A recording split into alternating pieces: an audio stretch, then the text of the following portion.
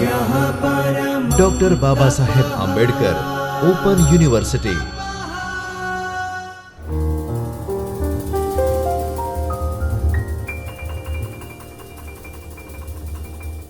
નમસ્કાર. Doctor Baba Saheb Ambedkar open યુનિવર્સિટીના જ્યોતિર્મય પરિસરના ચૈતન્ય સ્ટુડિયોથી Omkar ઈના video lecture માધ્યમમાં જાહેર વહીવટ વિદ્યા શાખાના લેક્ચર માટે હું આપ સૌનું હાર્દિક સ્વાગત કરું છું. મિત્રો, આજે આપણે જાહેર વહીવટ અંતર્ગત પેપર 9 વિભાગ 1 એકમ 2 જાહેર નીતિ ચક્ર, જાહેર નીતિમાં આવતી અડચણો વિશે સંક્ષિપ્તમાં ચર્ચા કરીશું. આ વિડિયો લેક્ચર શરૂ કરતા પહેલા હું આપનું ધ્યાન દોરવા માંગીશ કે આપણે આની પહેલાના વિડિયો લેક્ચરમાં જાહેર નીતિનો અર્થ, જાહેર નીતિનો પરિચય, જાહેર નીતિ અને લક્ષ્યાંકો, જાહેર નીતિ અને નિર્ણયો, જાહેર નીતિના પ્રકારો અને જાહેર નીતિનું વધતું જતું મહત્વ, આ ઉપર આપણે ચર્ચા કરી રહ્યા છીએ, કરી ચૂક્યા છીએ. આ પહેલું એકમ છે. આપ એ વિડિયો લેક્ચર આગળ પણ જોઈ શકો છો. અને ત્યારબાદ એકમ 2 જે આજનું લેક્ચર છે, જેમાં જાહેર નીતિ ચક્રમાં જે જાહેર નીતિનું ઘડતર અને જાહેર નીતિની પ્રક્રિયાઓ, પેટા પ્રક્રિયાઓ, એટલે કે જાહેર નીતિના ઘડતરમાં આવતી પેટા પ્રક્રિયાઓ અને અમલીકરણમાં આવતી પેટા પ્રક્રિયાઓ, જાહેર નીતિ અંગેનું શિક્ષણ, આ બાબતે અને છેલ્લે જાહેર નીતિમાં આવતી કેટલીક અડચણો વિશે આપણે વાત કરીશું.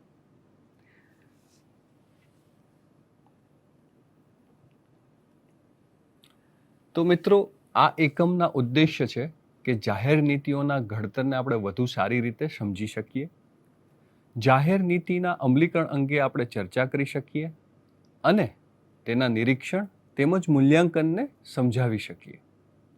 જાહેર નીતિ ઘડતરની પ્રક્રિયા અને તબક્કાઓ ઉપર આપણે પ્રકાશ પાથરી શકીએ અને આ સમગ્ર પ્રક્રિયામાં આવતી અડચણોને આપણે સમજી શકીએ. તો આ ઉદ્દેશ્ય સાથે આજે આપણે ફરી એકવાર પુનરાવર્તન કરશું કે જાહેર નીતિનું ચક્ર. તો આપણે સૌ જાણીએ છીએ કે જાહેર નીતિનો વિચાર પ્રસ્થાપિત કરવા માટે, એના ઘડતરની શરૂઆત કરવા માટે આપણી પાસે સૌથી પહેલાં કોઈ એક વિચાર જે લોકોમાંથી આવ્યો હોય, કોઈ એક સમસ્યા જેનું આપણે સમાધાન ઈચ્છતા હોઈએ, અથવા તો આપણી કોઈ અભિપ્સા કે ઈચ્છા જેને આપણે જાહેર નીતિના માધ્યમથી લોકહિત માટે ચોક્કસ પ્રક્રિયાને અનુરૂપ થઈ એને નીતિ વિષયક બાબત બનાવીને એનું અમલીકરણ કરવા માગતા હોઈએ, જેને સામાન્ય રીતે એજન્ડા સેટિંગ અથવા તો પોલિસી ગોલ્સ કહેવામાં આવે છે. તો પોલિસી ફોર્મ્યુલેશન એટલે કે જાહેર નીતિના ઘડતર માટે સૌથી પહેલાં આપણી પાસે ઉદ્દેશ્યો અને લક્ષ્યાંકો હોવા જોઈએ. એ ઉદ્દેશ્યો અને લક્ષ્યાંકોને આપણે આપણી ભારતીય પ્રક્રિયા અને નિયમ અનુસાર ધારાસભાના માધ્યમથી, દાબ જૂથોના માધ્યમથી, NGO, non governmental organization, civil society organization, media, નાગરિકોની ઈચ્છા અથવા નાગરિકોની સમસ્યા, આ બધાથી આપણે એ એજન્ડા લઈ એ નીતિ ઘડતરની શરૂઆત કરીએ છીએ. એના ઉદ્દેશ્યો અને લક્ષ્યાંકોમાં આપણે પરિવર્તિત કરીએ છીએ. એની ઉપર ધારાસભામાં, લેજિસ્લેચરમાં, કેન્દ્ર કક્ષાએ અથવા રાજ્ય કક્ષાએ ચર્ચાઓ થાય છે. એમાં બધાની સહભાગીદારીતાની માટે અલગ અલગ માધ્યમોનું ચયન થઈ અને એને ખુલ્લા મૂકવામાં આવે છે. દરેક સહભાગીદારની એ બાબતે મંતવ્યો, તેમની અપેક્ષાઓ, તેમના સૂચનો મગાવવામાં આવે છે અને ઉદ્દેશ્ય અને લક્ષ્યાંકોને નક્કર સ્વરૂપ આપી એ બાબતે ધારાસભામાં, મીડિયામાં આ બધી જગ્યાએ ચર્ચા થાય છે. પછી એને નીતિ વિષયક બાબત બનાવી એમાં જરૂર પડે તો એમાં કાયદાનું સ્વરૂપ પણ આપી આપણે એનું અમલીકરણ કરીએ છીએ. અમલીકરણ કર્યા પછી સાથે સાથે જ તે આપણે એનું મૂલ્યાંકન કરતા જઈએ છીએ. મૂલ્યાંકન અને વિશ્લેષણ બાદ આપણે એ જાહેર નીતિને નવું સ્વરૂપ આપીએ છીએ, સુધારા વધારા કરીને, અથવા તો જો એ સફળ હોય તો આપણે એને આગળ ધપાવીએ છીએ. તો મિત્રો, આ છે જાહેર નીતિનું આખું ચક્ર. આજે આ ચક્રમાંથી આપણે પોલિસી ફોર્મ્યુલેશન એટલે કે જાહેર નીતિની ઘડતર બાબતેની આપણે સંક્ષિપ્ત ચર્ચા કરીશું. તો મિત્રો, જાહેર નીતિનું ઘડતર, પોલિસી ફોર્મ્યુલેશન પ્રોસેસ એ એક રીતે સહજ, સામાન્ય પણ પોતામાં એક જટિલ પ્રક્રિયા છે. કારણ એ છે કે સૌથી પહેલાં કોઈ પણ જાહેર નીતિ માટે એ પ્રક્રિયા શરૂ થવા પહેલાં આપણી પાસેના ચોક્કસ ઉદ્દેશો અને લક્ષ્યાંકો હોવા ખૂબ જરૂરી છે. આપણે આગળ એકમમાં જોયેલું, એકમ 1માં જ્યારે આપણે જાહેર નીતિના પરિચય, અર્થની વાત કરતા હતા કે કોઈ પણ બાબતને સામાન્ય રીતે જે નિર્ણયો હોય તેને જાહેર નીતિમાં પરિવર્તિત ના કરી શકાય. જાહેર નીતિ માટે આપણી પાસે ચોક્કસ, સુદૃઢ અને સુગ્રથિત આપણી પાસે લક્ષ્યાંકો, ઉદ્દેશો હોવા જોઈએ કે આપણે શું હાંસલ કરવા માંગીએ છીએ. જેમ કે આપણે ઘણા ઉદાહરણો જોયા હતા, એમાંનું એક હતું ગરીબી હટાવો. તો ગરીબી હટાવવું એ આપણો ઉદ્દેશ અને લક્ષ્યાંક છે. તો એને નીતિના માધ્યમથી આપણે કઈ રીતે હાંસલ કરી શકીએ તે બાબતે જાહેર નીતિની જરૂર પડે છે. જાહેર નીતિનું ઘડતરની પ્રક્રિયા શરૂ થાય એની સાથે સાથે જાહેર નીતિના અમલીકરણ માટેની પ્રક્રિયાઓ પણ આપણે શરૂ કરવી પડે છે. મુખ્ય ઘટકો કયા છે અમલીકરણ માટે? સૌથી પહેલાં તો નાણાં. આપણી પાસે ચોક્કસ ભંડોળ હોવું જોઈએ એના અમલીકરણ માટે. આપણી પાસે સંસાધનો હોવા જોઈએ, નાણાકીય સંસાધનો, માનવીય સંસાધનો, માળખાકીય સંસાધનો. જેમ કે આપણી પાસે પૂરતા પ્રમાણમાં એવા અનુભવી અને વિશેષજ્ઞ કર્મચારીઓ હોવા જોઈએ. અમલદાર શાહી મુજબ, બ્યુરોક્રેસી મુજબ આપણી પાસે એવા અનુભવી બ્યુરોક્રેટ્સ હોવા જોઈએ કે જે આવી જટિલ પ્રક્રિયાને અમલીકરણ કરી શકે. અને સાથે સાથે ત્રીજો તબક્કો છે જે મુખ્યત્વે મૂલ્યાંકન અને વિશ્લેષણનો છે કે આપણે જે ધ્યેય સિદ્ધ કરવા માટે જાહેર નીતિનું માધ્યમ આપણે પસંદ કર્યું છે અને આપણે જ્યારે અમલીકરણ કરી રહ્યા છીએ ત્યારે સમાંતરે એનું મૂલ્યાંકન અને વિશ્લેષણ કરવું ખૂબ જ જરૂરી છે, અગત્યનું છે, જેથી આપણે આપણા નિશ્ચિત ધ્યેય અને રાહ ઉપર ટકી રહીએ. તો આ પ્રસ્તાવના સાથે આપણે આગળ જાહેર નીતિના કેટલાક ક્ષેત્રો અને પ્રકારો જે આપણે જોયેલ હતા તેનું આપણે પુનરાવર્તન કરીશું. તો આપણે જાણીએ છીએ કે ભારતમાં ઘણા બધા પ્રકારની જાહેર નીતિ હોય છે. ગત એકમમાં આપણે મુખ્યત્વે 4 જોઈ હતી. એક હતી રેગ્યુલેટરી પબ્લિક પોલિસી, નિયમન કરતી અથવા નિયમન વિષયક જાહેર નીતિ, જેમાં આપણે ટ્રાય, ઇન્સ્યોરન્સ, IRDA, સેબી જે આપણા સ્ટોક માર્કેટને રેગ્યુલેટ કરે છે, આ બધા માળખાકીય અથવા તો સંસ્થાઓને ઉદાહરણ તરીકે આપણે જોયા હતા કે જે લોકો નિયમન વિષયક જાહેર નીતિમાં કામ કરે છે, એ ક્ષેત્રમાં કામ કરે છે. એવી જ રીતે આપણે વિકાસ વિષયક એટલે કે સોશિયલ વેલફેર પોલિસી, સબસ્ટેન્સિવ પોલિસી, ડિસ્ટ્રીબ્યુટિવ અને રીડિસ્ટ્રીબ્યુટિવ પોલિસીઝનો અભ્યાસ કરેલો અથવા જાણેલું એ બાબતે, કે જેમાં સામાન્ય રીતે જેનો ઉદ્દેશ્ય વિકાસલક્ષી હોય છે.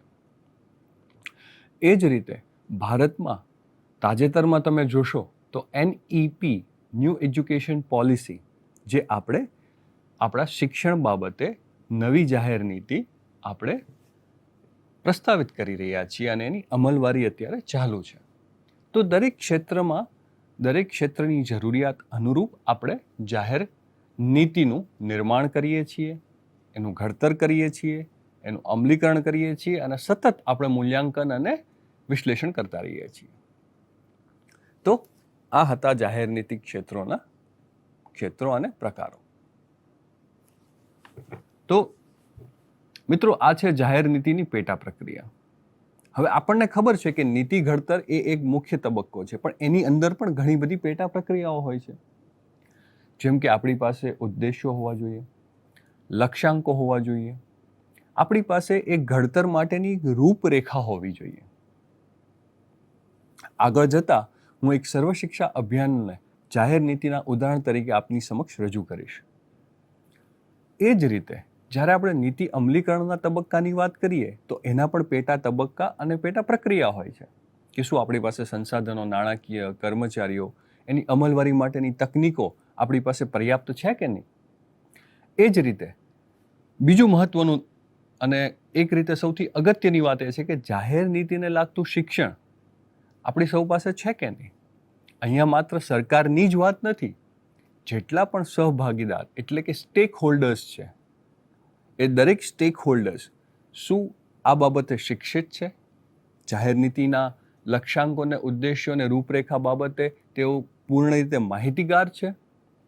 શું એમાં તેમનો જે કઈ રીતે ભાગ છે તે ભાગ બાબતે તેઓ સભાન રૂપે એમાં સામેલ થાય છે?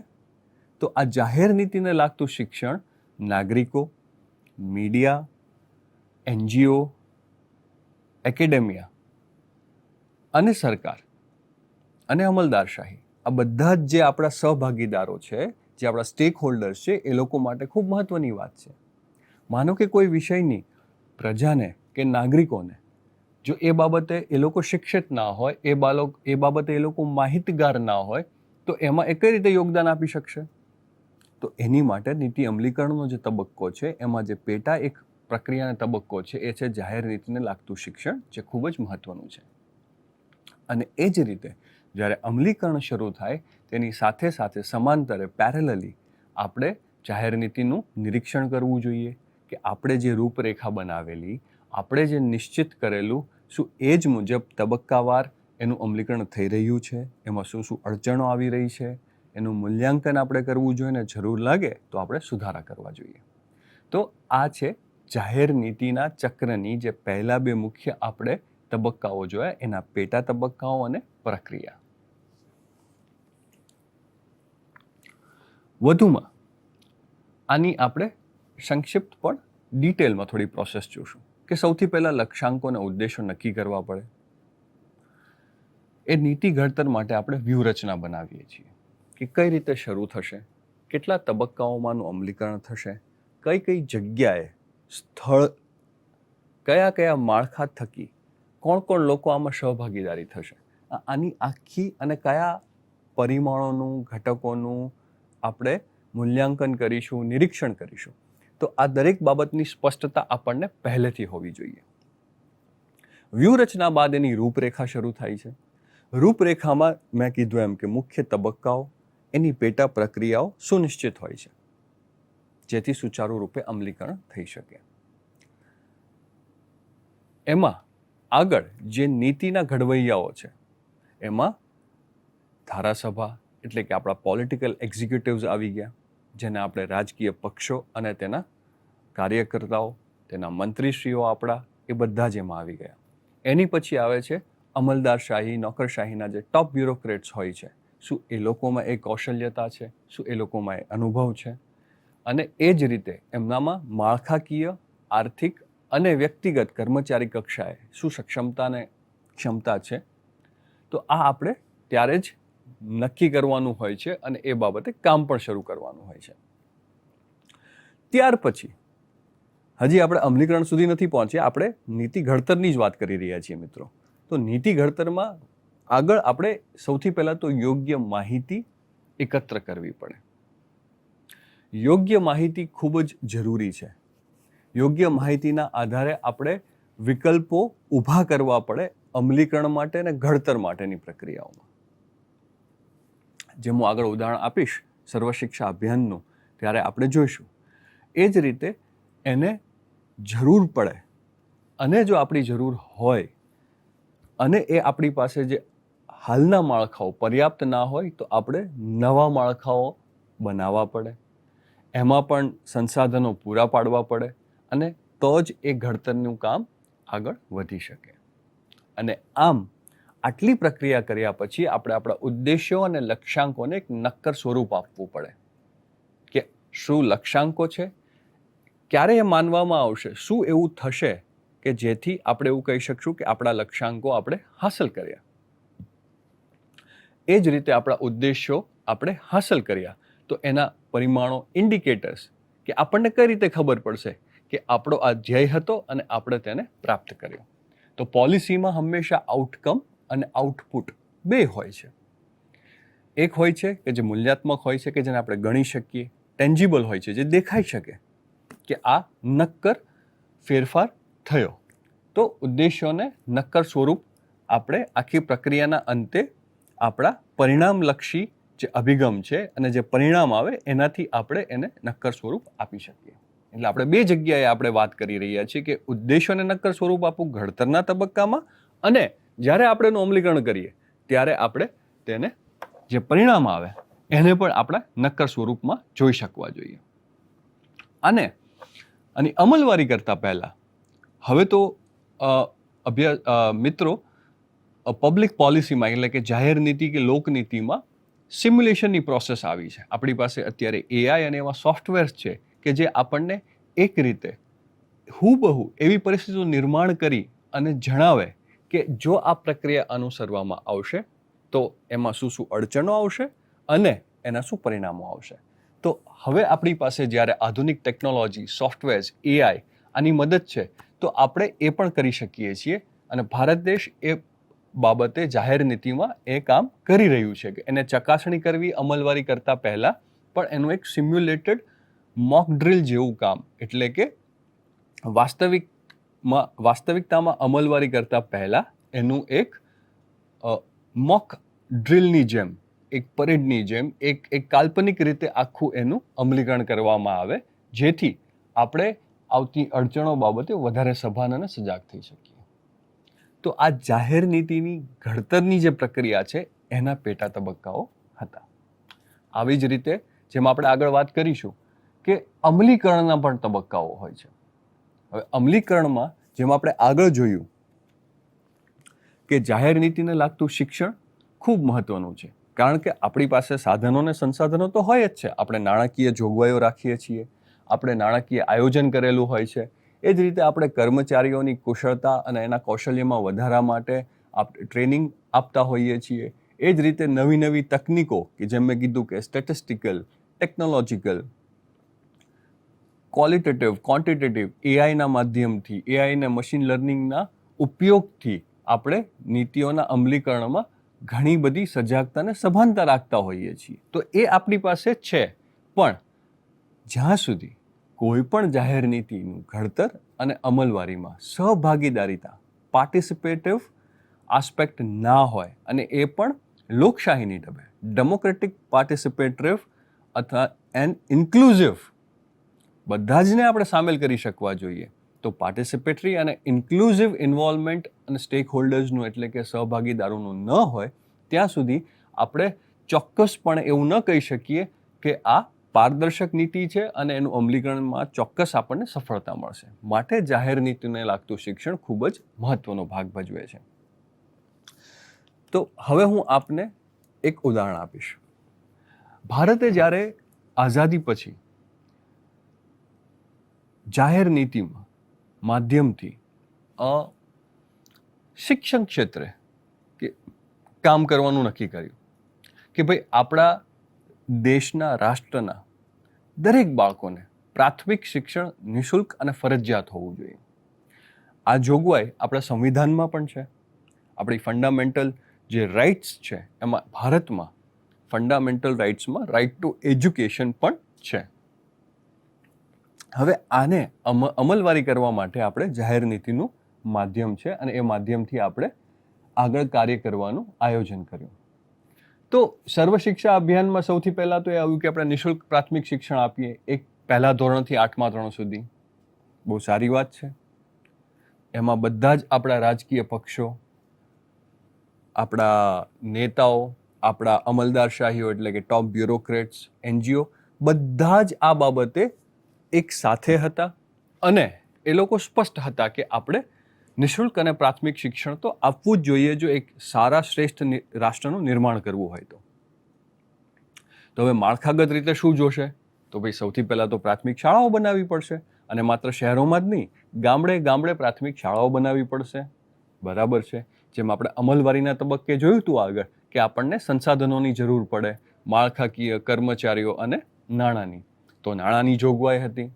કર્મચારીઓમાં જોશે કે જો આટલી પ્રાથમિક શાળાઓ બનશે તો પ્રાથમિક શાળાઓ માટે શિક્ષકો અને અન્ય કર્મચારી ગણની જરૂર પડશે. બરાબર છે. અને એનું નિયમન કોણ કરશે? તો શિક્ષણ સંસ્થાઓ બનાવવી પડશે. રાજ્ય કક્ષાએ, જિલ્લા કક્ષાએ એના કર્મચારીઓ જોશે. તો આખું માળખું બનાવવામાં આવ્યું. નવી શાળાઓનું નિર્માણ કરવામાં આવ્યું, શિક્ષકોની ભરતી થઈ, એમને પણ ટ્રેનિંગ આપવામાં આવી. પ્રશિક્ષણ બાદ કઈ રીતે ગ્રામ્ય કક્ષાએ કામ કરવું, તાલુકા કક્ષાએ કામ કરવું, જિલ્લા કક્ષાએ કામ કરવું અને એના નિયમન કરતા કર્મચારીઓ, ડિસ્ટ્રિક્ટ એજ્યુકેશન ઓફિસર્સ, આ બધાની નિમણૂક થઈ, એમનું પ્રશિક્ષણ થયું અને એમને અમલવારી કરવામાં કામની સોંપણી કરવામાં આવી. હવે અમલવારી થતી હતી ત્યારે જ તે આપણે જોઈએ છીએ અને જાણીએ છીએ મૂલ્યાંકન અને વિશ્લેષણ કરવામાં આવ્યું. તો એક ચોંકાવનારી બાબત આવી કે ભાઈ હજી પણ આટલી સરસ શાળાઓ, માળખાઓ, શિક્ષકો શ્રેષ્ઠ હોવા છતાં પણ બાળકો ગ્રામ્ય કક્ષાએ નિઃશુલ્ક શિક્ષણ હોવા છતાં પણ શાળામાં નથી આવતા. તો આની શોધ કરવામાં આવી કે ભાઈ આ તો સંશોધનનો વિષય છે કે સરકાર આટલી સુવિધા આપવા છતાં પણ કેમ નથી આવતા બાળકો. તો ત્યારે ખબર પડી કે બાળકો જે છે એ શાળા એટલે નથી આવતા કે ઘરે એક તો ખેતીના કામ સિવાય. મુખ્ય પ્રશ્ન એ હતો કે બાળકોને ખાવાનું, બાળકોનું ભોજન, એની એ સુવિધા નહોતી બહુ શરૂઆતમાં. કે ભાઈ બાળક સ્કૂલે આવે, શાળાએ જાય, ખાય ક્યારે, રમે ક્યારે, અને એ તો હજી નાનું ભૂલકું છે, શિશુ છે. તો આ કઈ રીતે ચાલે? તો ગામડાના લોકો બાળકોને પોતાની સુવિધાને પોતાની અનુકૂળતાએ શાળાએ મોકલતા, નહીં કે શાળાના સમયે. તો હવે આ એક મુખ્ય મુદ્દો બહાર આવ્યો, એક પ્રશ્ન આવ્યો.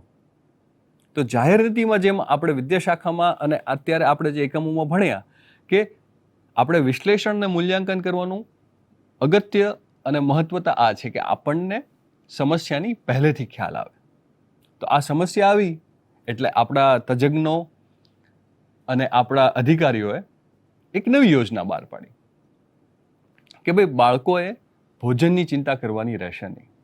એમને સવારે નાસ્તો અને મધ્યાહન ભોજન એટલે કે બપોરે, જો સવારની શાળા હોય તો પણ, અને બપોરે શાળા શરૂ થાય, બપોરનું જો સેશન હોય તો બપોરે પણ એમને ભોજનની વ્યવસ્થા શાળાએ જ કરવામાં આવશે. અને માત્ર એટલું જ નહીં, પૌષ્ટિક, સાત્વિક અને શુદ્ધ ખાવાનું સરકાર આપશે. તો તમે જુઓ કે આ એક સમસ્યાના સમાધાન કરવામાંથી એક આખો નવો પ્રોગ્રામ, એક નવી સ્કીમ આ લોકનીતિ, જાહેર નીતિમાંથી ઊભી થઈ, જેને આજે આપણે મધ્યાહન ભોજન તરીકે ઓળખીએ છીએ. હવે આપણને એમ લાગે ને કે હવે સમસ્યાનું તો સમાધાન થઈ ગયું, હવે તો બાળકો આવશે જ તે. ફરી 5 વર્ષ પાછું મૂલ્યાંકન અને વિશ્લેષણ કરતા ખબર પડી કે મધ્યાહન ભોજન હોવા છતાં પણ દીકરીઓની જે સંખ્યા છે એ ઓછી છે. તો ખબર પડી કે ભાઈ કેમ આવું? પાછા બધા તજજ્ઞો ભેગા થયા, પાછું સંશોધન થયું. તો ગ્રામ્ય કક્ષાએ બે બીજા પ્રશ્નો આવ્યા કે ભાઈ એક તો આજુબાજુના ગામડામાં જે મુખ્ય એક મોટું ગામ હોય ત્યાં શાળા હોય, પ્રાથમિક શાળા, તો ત્યાં સુધી પહોંચવાની તકલીફ હતી, જે દીકરીઓ જઈ શકતી હતી. અને બીજી કે અમુક સમાજોની, અમુક ગ્રામોમાં એવી સામાજિક ગ્રંથિ હતી કે દીકરીઓને ભણાવવાની શું જરૂર છે. તો આમાંથી આ સમસ્યાને સમાધાન કરવા માટે આપણે બેટી બચાવો બેટી પઢાઓ એ આખું મિશન મોડે શરૂ કર્યું અને દીકરીઓને આપણે સાયકલો આપવાનું શરૂ કર્યું. એની સિવાય આપણે બીજી એટલે કે સરકારી બસો, સરકારી પરિવહનની એવી યોજના બનાવી કે બાળકો સ્કૂલે સમયસર આવે, ત્યાં જમે, ત્યાં ભણે અને સર્વાંગી વિકાસ પામે અને સર્વને શિક્ષા મળે. તો આ ઉદાહરણ આપવાનું એ કારણ હતું એ સમજવા માટે આપણને મદદરૂપ થાય કે જાહેર નીતિનું ઘડતર, જાહેર નીતિના અમલીકરણ અને એના મૂલ્યાંકનનું કેટલું મહત્વ છે. કે એક આપણો જે ઉદ્દેશ અને લક્ષ્યાંક હતો કે નિઃશુલ્ક અને પ્રાથમિક શિક્ષણ સર્વ માટે, દરેક ભારતના બાળક માટે, એમાંથી આજે આપણે મધ્યાહન ભોજન, દીકરીઓને સાયકલ અને બેટી બચાવો ને બેટી પઢાઓ જેવી સામાજિક બાબતોને પણ આપણે સ્પર્શ કરી અને એ જાહેર નીતિનું અમલીકરણ કર્યું. તો મિત્રો, આ છે જાહેર નીતિની રોચકતા, મહત્વતા અને એની જે કહેવાય ને કે આગવી બાબત છે કે સામાજિક, રાજકીય, આર્થિક ઘણી બધી બાબતોને એક સાથે, ઘણી બધી સમસ્યાઓનું એક સાથે આપણે એનાથી સમાધાન કરી શકીએ છીએ. પછી સર્વશિક્ષા અભિયાન હેઠળ ઘણા બધા નવા પ્રોગ્રામો આવ્યા, સ્કીમ્સ આવ્યા, જે પેટા સ્કીમ્સ કે પેટા પ્રોગ્રામ કહીએ એની અમલવારી માટે ઘણા કાયદાઓ પણ આવ્યા. તો આ છે જાહેર નીતિની સુંદરતા.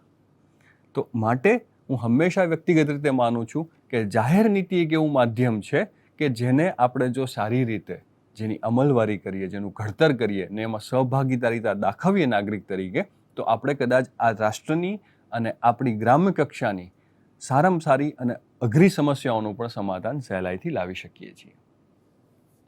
તો મિત્રો, અત્યાર સુધી આપણે જોયું કે જાહેર નીતિનું ઘડતર, એના પેટા તબક્કાઓ અને એની પેટા પ્રક્રિયાઓ, જાહેર નીતિની અમલવારી, એમાં જાહેર નીતિ અંગેનું શિક્ષણ કેટલું મહત્વ છે. જ્યાં સુધી આપણને નાગરિક તરીકે આપણી ફરજો નહીં ખબર હોય ત્યાં સુધી આપણે આપણા અધિકારો નહીં મેળવી શકીએ.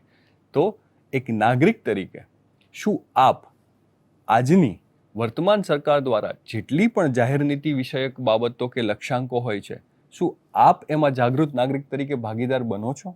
શું આપ આપના સૂચનો, આપની સમસ્યાઓ સરકાર સાથે અલગ અલગ મંચથી, અલગ અલગ માધ્યમોથી શું આપ રજૂ કરો છો?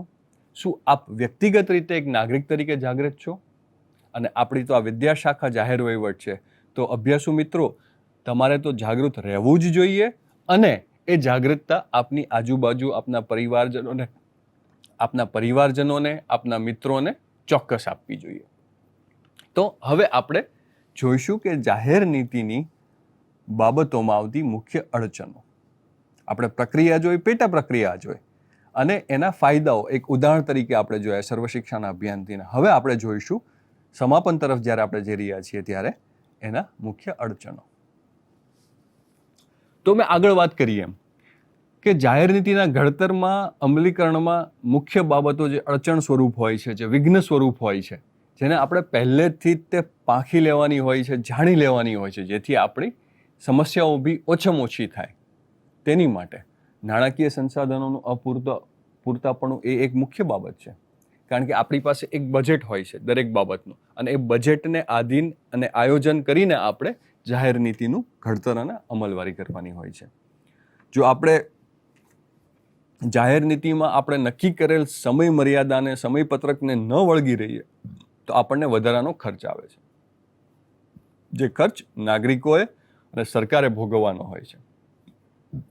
એ જ રીતે જે કર્મચારીઓ જે કોઈ સ્તરે, પછી એ રાજકીય કર્મચારીઓ એટલે કે પોલિટિકલ એક્ઝિક્યુટિવ્સ, આપણા નેતાઓ, આપણા મંત્રીશ્રીઓ, એ જ રીતે આપણા જે મુખ્ય સચિવશ્રીઓ હોય છે અને નીચેના કર્મચારીઓ હોય છે, એનજીઓના કર્મચારીઓ હોય છે, જે કોઈ જાહેર નીતિમાં સહભાગીદારીતા દાખવતું હોય છે, એ દરેક કર્મચારી નીતિ બાબતે જાગૃત હોવો જોઈએ અને કુશળતા હોવી જોઈએ. અને આ જ રીતે દરેકને આપણા લક્ષ્યાંકો અને લાભોની ખબર હોવી જોઈએ. મુખ્ય અડચણોમાં જોઈએ તો ઘણી વખત દાબ જૂથો, મીડિયા, રાજકીય દરમિયાનગીરી પણ, એટલે કે વિરોધ પક્ષની અને ઘણી વખત શાસન પક્ષની પણ હોય છે, જે અડચણ સ્વરૂપ હોઈ શકે. આપણે થોમસ ડાઈની એક પરિભાષા જોઈ હતી કે public policy is what government chooses to do or not chooses to do. તો ઘણી વખત સરકાર પણ આ બાબતે થોડી રિલક્ટન્ટ એટલે કે અચકાતી હોય છે. તો આ પણ એક અડચણ છે. પ્રજાનો સમર્થનનો અભાવ અથવા તો પ્રજાની અજાગ્રતતા, અસહભાગીદારીતા જે પ્રકારની હોવી જોઈએ, જે તીવ્રતાવાળી હોવી જોઈએ, એ નથી હોતી. આપ આ વિદ્યાશાખાના જેટલા અભ્યાસુઓ છે, આપે વ્યક્તિગત રીતે કેટલી આપના જિલ્લાની, રાજ્યની અને આપણા રાષ્ટ્ર કક્ષાની જાહેર નીતિઓમાં આપે સહભાગીદારીતા નોંધાવી છે? આ પ્રશ્ન આપ બધાય માટે છે. અને જો ન નોંધાવી હોય તો હવે વધારે જાગૃતતા સાથે આપણે એ કરવું જરૂરી છે. એ પણ એક રાષ્ટ્ર નિર્માણનું, એક વિદ્યાશાખા નિર્માણનું આપણું કાર્ય છે. માત્ર ભણવું એ જ એનો ઉપયોગ નથી. એ ભણીને એની ઉપર આપણે અમલવારી કરીએ, રાષ્ટ્ર નિર્માણમાં કામ કરીએ, એ પણ એટલું જ જરૂરી છે. ઘણી વખત આપણે જોયું કે એક સમાજના પ્રબુદ્ધ લોકો હોય છે, આર્થિક રીતે, જ્ઞાની રીતે, એ લોકોની પણ બિન સામેલગીરી હોય છે, lack of participation, lack of consultation હોય છે. તો એનાથી પણ જાહેર નીતિમાં અડચણો, વિઘ્નો આવે છે. અને સૌથી મહત્વની અડચણો કે નીતિમાં જ ઘડતર સમયે ઘણી વખત રૂપરેખા અને વ્યૂહરચના, જેમ આપણે અગાઉ જોઈ, જો એ ખામી ભરેલી હોય તો આપણે સતત સમસ્યાઓનો સામનો કરવો પડતો હોય છે. જો નીતિ ને લાગતું, જાહેર નીતિને કે લોકનીતિને લાગતું શિક્ષણના જાગૃતતા ઓછી હોય છે, તો એ પણ આપણને મોંઘું પડે છે, આર્થિક રીતે જ નહીં, સામાજિક રીતે પણ અને એના પરિણામ બાબતે પણ. અને એનું નિરીક્ષણ જો અયોગ્ય રીતે થાય, પૂરતા પ્રમાણમાં અને ચોક્કસ પરિમાણોથી ન થાય, તો પણ એ એક મોટી અડચણો છે. તો મિત્રો, આપણે જોયું કે આ એકમથી જાહેર નીતિના ઘડતરની પેટા પ્રક્રિયાઓ, એના ઉદ્દેશ્યો અને લક્ષ્યાંકો, જેનાથી આપણે પરિણામો મેળવવાના છે, તેને એ બાબતોમાં આવતી જે પ્રક્રિયાઓ છે એમાં આપણી ભાગીદારીતા, એમાં આપણી જાગૃતતા, એમાં આપણું જાહેર નીતિ બાબતોનું શિક્ષણ કેટલી મહત્વતા ધરાવે છે, અને એમાં આવતી અડચણો. હવે આ અડચણો જો આપણે પહેલેથી જ આપણે દૂર કરી શકીએ તો જાહેર નીતિની અમલવારી કેટલી પારદર્શકતા રીતે અને ઝડપી થઈ શકે.